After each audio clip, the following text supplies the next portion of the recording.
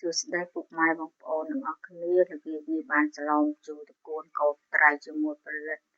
នេះគ្រឿងក្រៅខ្ញុំណាបងប្អូនស្រស់ញញឹមក៏កាន់ថាខែនេះរដូវធ្លាក់ភ្លៀង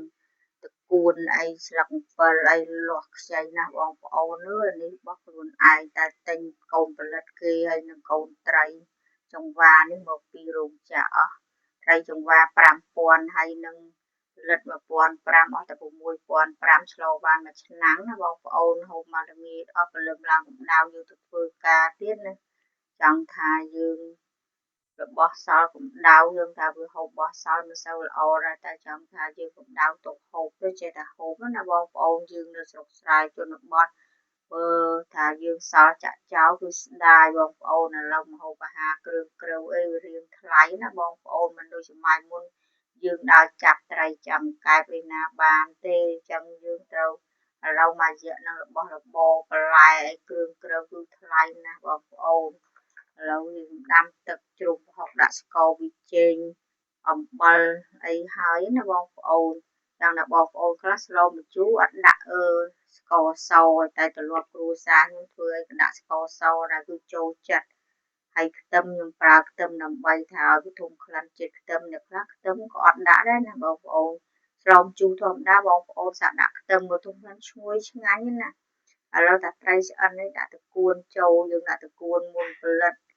ដើម្បីថាឲ្យវារៀងផុយសិនព្រោះផលិតឆាប់ផុយដូចតាមអមដែរយើងមិនថាផលិតតូចៗចឹងយើងអត់ដាក់យូរលួយអត់ឆ្ងាញ់ទេបងប្អូន